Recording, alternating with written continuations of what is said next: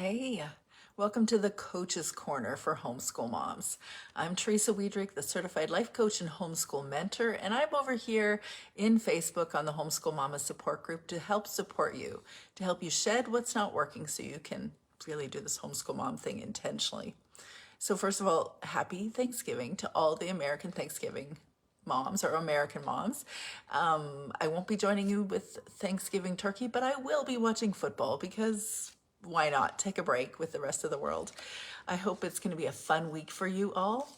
I just had a conversation over on Instagram Live about lists and the numerous lists that we sign up for as homeschool moms, as moms really, and especially around the holidays. So if you're over on Instagram, check that out. If you aren't on Instagram, I will have that video on YouTube by the end of the day. So if you do use YouTube or dabble in YouTube sometimes, you're going to see this video there, the Homeschool Mom Wellness and Mindset channel over on YouTube, all about the lists in our homeschool mom lives.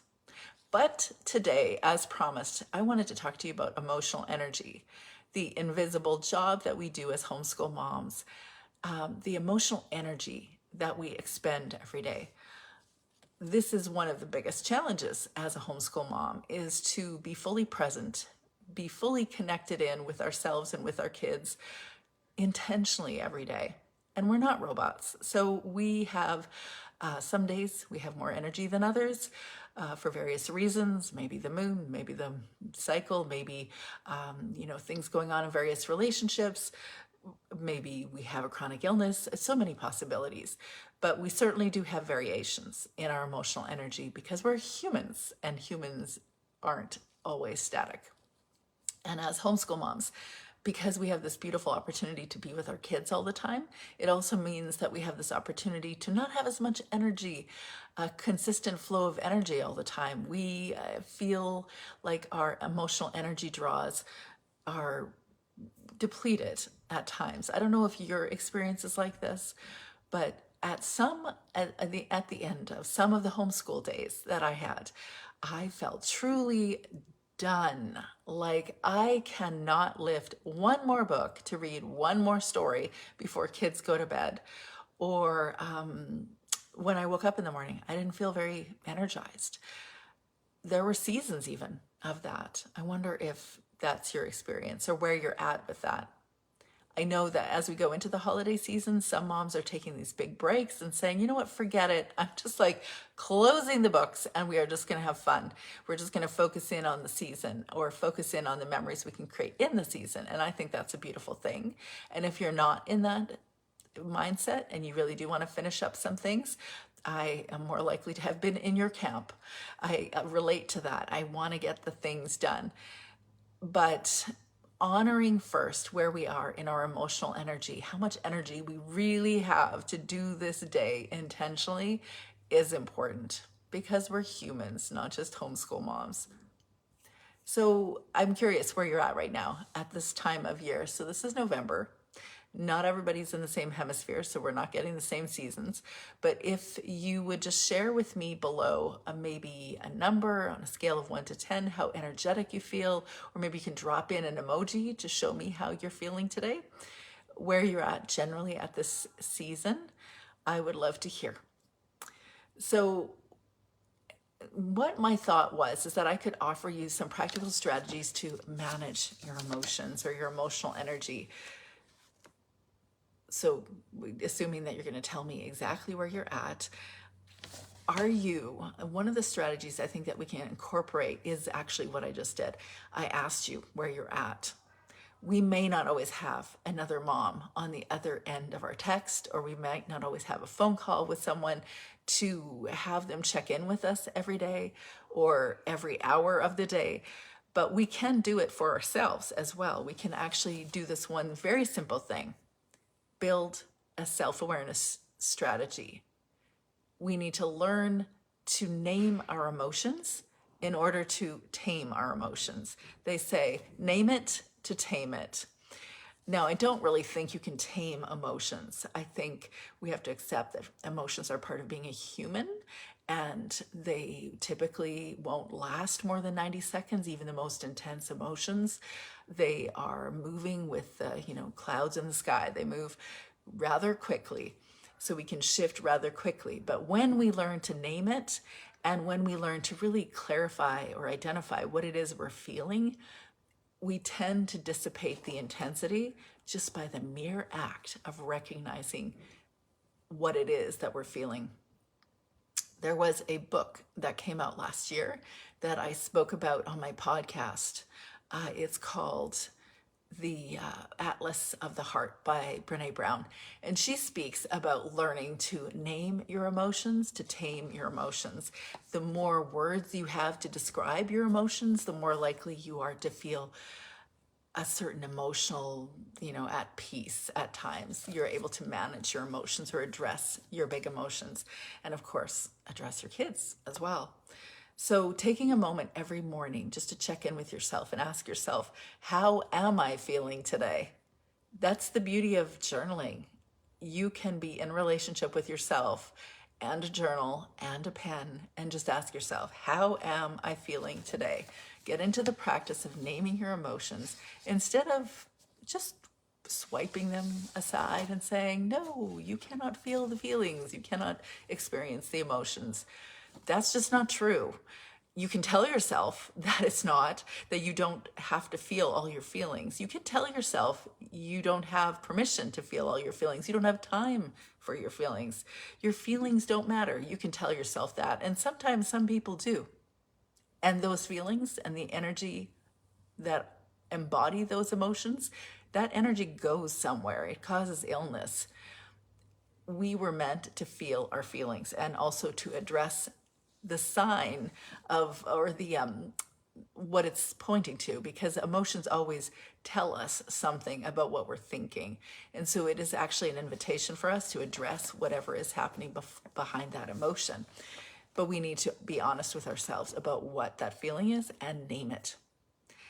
Another thing that we can do is to create emotional buffer zones or margins. Creating margins of quiet space during the day so that we can actually tap in to what's going on in here. Maybe it's 10 minutes in the morning, or even if you're locking yourself in the bathroom for 10 minutes after lunch. I don't really recommend that because in my personal experience, kids know that you're in the bathroom, especially when you lock the door. So maybe go into the bathroom, stand behind the door, and don't close the door. And there you might find 10 minutes of quiet.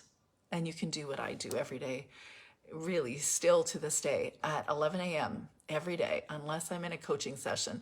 I will put my hand on my heart and I'll say, how are you feeling? And I'll just take a deep, slow breath and hold the breath for 4 beats and exhale for longer than I inhaled.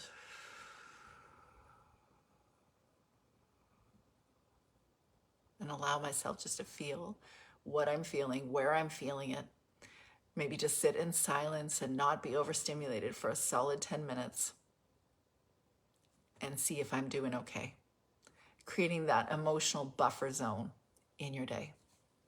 Maybe you can do it 2 times. There was one mom I worked with who was really insistent. She had really little kids. She had twins, 4 kids altogether. That was a lot. You know who I'm talking about. And if that's you, and her and I had a conversation about, I can't just have 1 moment of buffer in my day. I need 2.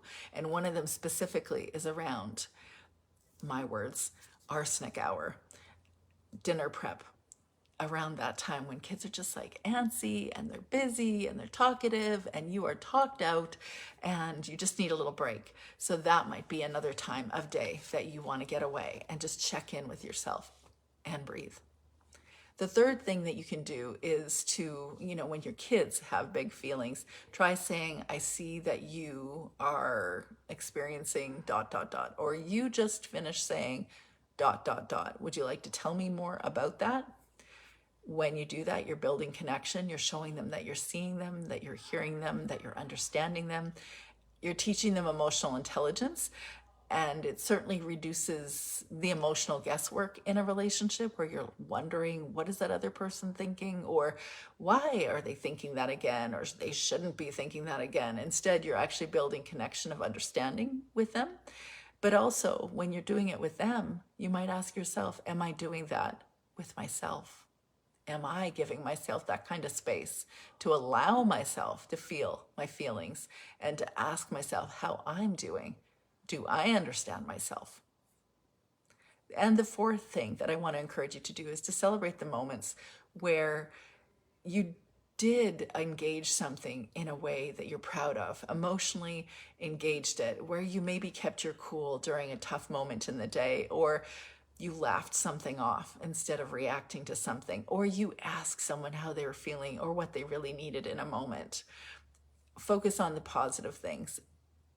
Just that one thing will increase the emotional energy in your emotional tank, because our tendencies are to focus on the negative and the things that aren't working perfectly. And though we'll always have the negative, it's easy to focus on the negative. So when we focus on the positive, we are more likely to feel the feelings, the good feelings. So consider focusing on the positive things. Maybe create a ritual with your kids at the end of the day to say what went well today. If you're in the Confident Homeschool Mom Collective with me on Patreon, you will consistently hear me ask, tell me about your small wins this week. I want to celebrate the small wins. So practice celebrating your small wins. And so there's one mom that shared that she goes outside for 5 minutes to breathe whenever she's feeling overwhelmed. She heads to the mailbox. And for me, that would take a solid hour walk, because that's how far away my mailbox is from me. Is about 45 minutes away. But maybe that's exactly what you need. It's just a solid time separate. Even for myself now, though I work primarily with homeschool moms and I'm not in the trenches of homeschooling now, I still find that at the end of the day, if I can get away, take a walk with my dog, it just helps me to shift into another part of my day. So just getting outside can be an excellent reset. And there's also a possible approach to managing your emotions by creating a moment or an hour after lunch to have a quiet time with the kids or separately, so that everybody's doing their own thing. If they're old enough, maybe that's their project time, maybe that's their screen time, but it's just a place for everybody to recharge. Because when we're together as homeschool family members, and it's such a beautiful thing, we're creating opportunities, connection, memories, ability to make relationships just so much more solid and firm. And that's a beautiful thing. And also, probably the only, maybe there's two things I can think of. The only real challenge when people ask about homeschool socialization, we homeschool moms who have been doing this for a long time just inwardly roll our eyes, because we know that it's not founded on anything other than what the culture thinks is normal. But it's not founded in anything. I think actually kids have a remarkable ability to connect in with their parents and feel connected and attached, and that manifests in some very mature and respectful behavior, which consistently random strangers will comment on and yet also not understand that they're being socialized. But one thing that I do notice, though, is that when kids are together for a solid amount of time, like say a full childhood, they get irritated with each other faster. And there are a lot of squabbles and conflicts. And that can feel saturated at times. Sometimes there's seasons where there isn't that much conflict with the kids, but there's sometimes seasons where there's a lot of conflict. And it's really important for there to be moments in your day or moments in your week when people are doing different things and not always together. And yet you and I both know they're not always together. They're usually doing a lot of other activities. But if you are creating a quiet time after lunch where everyone does their own thing, then they're really getting more space to recharge. I thought that was a great idea as well. I'm curious if you have other ideas on how you could recharge your emotions.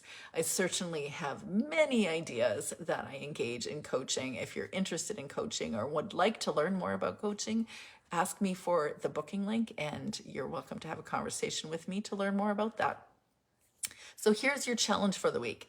Take 5 minutes at the end of your day to do an emotional energy audit. So this could be right before you turn out the lights. It could be right before you turn on a streaming service, or it could be, you could put a little card like the size of a bookmark. You could tuck that underneath your dish scrubby as you're going to be doing the dishes. And you could just ask yourself these two questions. You could ask yourself, what drained me today and what filled me up? Once you begin to identify the patterns of the things that drain you and the things that fill you up, you can also begin to include the things that really will fill you up and maybe address the things that are draining you consistently. I know how much emotional energy is a huge, huge part of what we do as homeschool moms. And I think it's really worth doing a deep dive to understand ourselves, understand what drains us, what feeds us or fuels us, and learn how to protect that emotional energy. If today's conversation resonated with you, would you consider sharing this video or sharing what I do online with another homeschool mom that you think might benefit too? I would be so grateful this American Thanksgiving week. And let me know in the comments, what's the one thing you're going to do differently this week to take care of your emotional energy? Tricky week. I'm asking you on a really tricky week. If you're American, you've got a lot going on right now. But I'd like to hear, what is one thing that you can do for yourself this week? So I'll see you next time in the Coach's Corner for Homeschool Moms next Tuesday at 2:15 p.m. Pacific Standard Time here on Facebook in the Homeschool Mama Support Group. I hope it's a beautiful week.